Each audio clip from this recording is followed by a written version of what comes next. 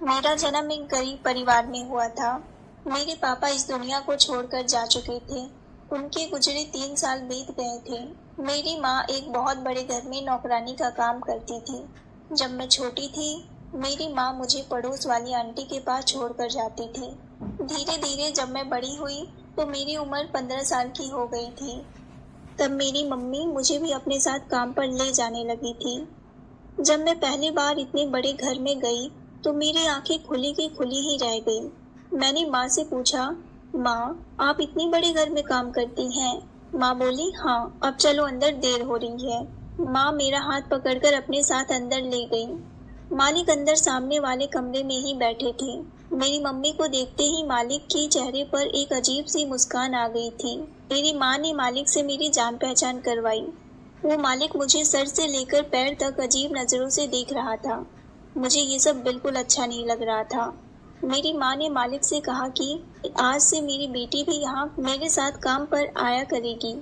उस आदमी ने कहा, चलो बढ़िया है, ये तो बहुत अच्छी बात है। अब से तुम्हारा काम आसान हो जाएगा और मैं तुम्हारी पगार भी बढ़ा दूंगा।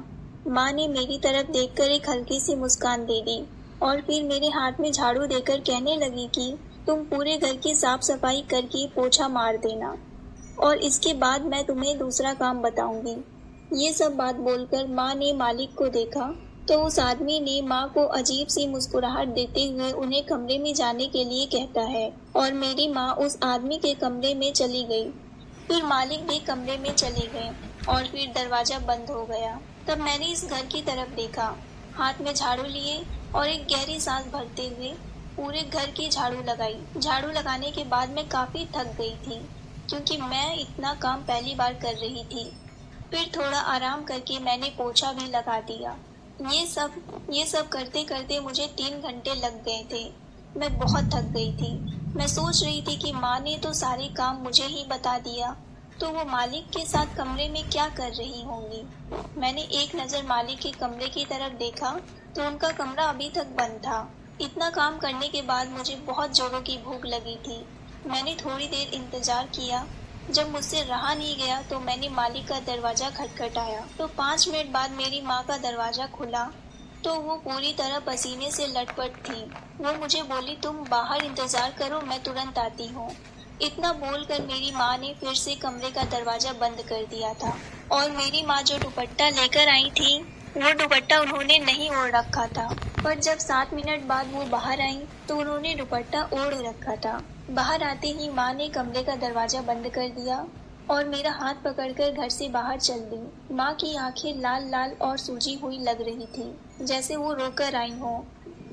मेरे मन में तो एक ही सवाल चल रहा था कि वो तो कोई घर का काम भी नहीं की और सारा दिन मालिक के कमरे में उनके साथ ही थी। घर का काम तो मैं ही की थी, पर मेरी माँ को देखकर ऐसा लग रहा था कि जैसे सारा काम वो की हो। वो बहुत थकी थकी सी लग रही थी। पता नहीं ऐसा कौन सा काम की होंगी। मेरी मम्मी घर पहुँचते ही सीधा अपने कमरे में चली गई और कमरे का दरवाजा अंदर से बंद कर दी। लेकिन मुझे बहुत भूख लगी थी और किचन में खाने के लिए कुछ भी नहीं था। 15 मिनट बाद मेरी माँ जब कमरे से बाहर आई, तो मैंने अपनी माँ से कहा, माँ, मुझे बहुत भूख लगी है। तो वो बोली, अच्छा रुको, 10 मिनट में मैं तुम्हारे लिए रोटी सब्जी बना देती हूँ। माँ ने पनीर की सब्जी बनाई, जो मेरी मनपसंद सब्जी थी। मैंने बहुत सारा खाना खाया। फिर मैं खाना खाकर सो गई। अगली सुबह माँ ने मुझे उठाते हुए कहा, चलो तैयार हो जाओ, काम पर चलना है। मैंने माँ को मना कर दिया, कहा कि मैं आपके साथ काम पर नहीं जाऊंगी, वो घर बहुत बड़ा है, मैं थक जाती हूँ। मेरी माँ बोली, बेटा, अब तुम धीरे धीरे बड़ी हो रही हो, कामकाज करने की आदत डाल लो। महंगाई दिन प्रतिदिन बढ़ती जा रही है, मैं अकेले घर का खर्चा कितना उठा पाऊंगी। माँ की बातें और घर की स्थिति को देखकर मैं चुप हो गई और माँ के साथ काम पर जाने लगी। पर अब तो रोज रोज का ये काम शुरू हो गया था। माँ मालिक के कमरे में उनके साथ चली जाती और मुझे घर का पूरा काम करना पड़ता था। मुझे ये सब देखकर बहुत गुस्सा आता था, पर मैं सोचती थी कि माँ जब मालिक के कमरे से बाहर आती हैं, तो वो पसीने से पूरी तरह भींगी हुई क्यों होती हैं? उनकी आंखें सूजी सूजी और लाल लाल सी होती थी, जैसे वो बहुत थकी हो। एक दिन मैंने अपनी माँ से पूछ लिया कि माँ, आप तो घर का कोई काम भी नहीं करती हो, पर आपको देखने से ऐसा लगता है कि जैसे आप बहुत थकी हारी हो। वो मुझसे बोली कि बेटा, मैं भी तो काम ही करती हूँ, मुझे यहाँ आराम थोड़ी मिलता है, मेरा हर रोज का काम तो। इतना कहते ही वो शांत हो गई। फिर उन्होंने कुछ सोचते हुए बोला कि गरीबी एक बहुत बड़ी मजबूरी होती है। जिस घर में गरीबी आ जाती है वो घर बिल्कुल तबाह हो जाता है। मैं सोच ही नहीं पा रही थी कि माँ ऐसी बातें क्यों बोल रही हैं। खैर, मेरी माँ मुझे हर मनपसंद की चीजें खिलाती पिलाती थी जो मुझे पसंद थी। इतनी महंगाई के जमाने में भी हम लोग रोज पनीर और दूध, दही, घी खाते थे। इस बात पर मैंने अपनी माँ से पूछा कि आप इतनी महंगी चीजें क्यों खरीद रही हैं? वो बोली, क्योंकि अब तुम भी तो मेरे साथ काम पर जाती हो, अब तुम्हारे शरीर को भी अच्छे भोजन की जरूरत है। माँ तो मेरी हर शौक पूरा करती थी, पर खुद अपनी खूबसूरती अब बिल्कुल फीकी पड़ने लगी थी। एक दिन मेरी आंखें ने जो देखा, मैं तो हैरान ही हो गई थी। एक दिन मैं जब काम पर गई तो मैंने देखा कि मालिक के कमरे की खिड़की खुला देखा, तो मैंने अंदर झांक कर देखा तो कमरे में अंधेरा सा छाया हुआ था। वहाँ बस 0 वाट का बल्ब जल रहा था। अचानक किचन में कुछ आवाज आई तो मैं वहाँ चली गई। ऐसे ही कुछ दिन गुजर गया। मेरी माँ की हालत अब खराब रहने लगी थी। उन्हें बहुत बुखार लगा था, तब भी वो काम पर जा रही थी। मैंने माँ से कहा, माँ तुम आज काम से छुट्टी ले लो। वो बोली, बेटा काम से छुट्टी ले लूंगी तो नौकरी हाथ से निकल जाएगी। तो मैंने माँ से कहा, अच्छा ठीक है, तो मैं आपके बदले काम पर जाकर पूरा काम कर दूंगी। माँ ने मुझे बोला कि नहीं, तुम वहाँ अकेले नहीं जाओगी और आगे से ऐसी बातें मत करना। फिर वो तैयार हुई और मेरे साथ काम पर आ गई। वहाँ पहुँचते ही माँ की तबीयत बहुत बिगड़ गई। माँ सामने वाले कमरे में ही आराम करने लगी। तभी मालिक आए और कहने लगे कि चलो कमरे में। इस पर माँ ने कहा, मेरी तबीयत बहुत खराब है, आज मुझसे वो सब नहीं होगा। तभी मालिक बोलता है, अगर तुमसे नहीं होगा तो अपनी बेटी से बोल दो। इस पर माँ ने गुस्से में आकर मेरा हाथ पकड़कर वहाँ से घर लेकर आई। माँ की तबीयत में अभी तक कोई सुधार न था और अब पैसे भी खत्म हो चुके थे।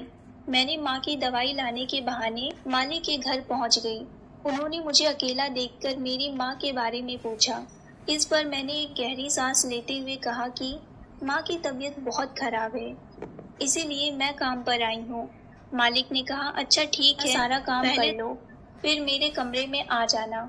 मैंने हम में भर दी, क्योंकि मुझे भी ये जानना था कि माँ मालिक के कमरे में ऐसा क्या काम करती हैं जिससे वो पसीने से इतना भीग जाती हैं। फिर मैंने जल्दी से घर का सारा काम खत्म करके मालिक के कमरे में आ गई, तो वो पहले से ही मेरा इंतजार कर रहे थे। उन्होंने रात के कपड़े यानी नाइट सूट पहन रखा था। मेरे अंदर आते ही उन्होंने दरवाजा बंद कर दिया। मैं हैरान हो गई थी और मेरे चेहरे पर डर साफ साफ दिखाई दे रहा था। तभी मालिक मेरे पास आए और एक तेल की बोतल मेरे हाथ में देते हुए बोले कि ये लो तेल और मेरी कमर की मालिश कर दो। इस पर मैं हैरान सी हो गई। फिर मालिक ने मुझे कहा, मेरे कमर में बहुत दर्द रहती है, डॉक्टर ने ये जड़ी बूटियों वाली तेल दी है और कहा है कि हर रोज इस तेल से कमर की मालिश करनी है। मैं तुम्हारी माँ को अपनी बहन मानता हूँ, उसने मेरी इस हालात में बहुत मदद की है। मैं उनकी बातें सुन रही थी और मालिश कर रही थी। लगातार 3 घंटे की मालिश के बाद आज मैं भी पसीने से भीग चुकी थी। आज मुझे अपनी माँ की मजबूरियाँ और उनकी ऐसी हालत क्यों होती थी सब समझ में आ चुका था। मैं मन ही मन अपने आप को कोस रही थी कि मैंने अपनी माँ को कितनी शक के नजरों से देखा था। मालिक ने जाते समय मुझे 1500 रुपए दिए और बोले, धन्यवाद बेटा, तुम्हारी जैसी बेटी सबको दे, ये लो पैसे और माँ की दवाइयाँ भी ले लेना। मैंने उन्हें कोई भी जवाब ना दिया और कमरे से बाहर निकलकर अपने घर आने लगी। और आज मुझे अच्छी तरह से समझ आ गया था कि हर बंद दरवाजे के पीछे केवल पाप ही नहीं होता है। दोस्तों, कहानी पसंद आई हो तो वीडियो को एक लाइक और शेयर जरूर करें और अगर आप हमारे चैनल पर नए हैं तो चैनल को सब्सक्राइब करके बेल आइकन जरूर दबाएं। धन्यवाद।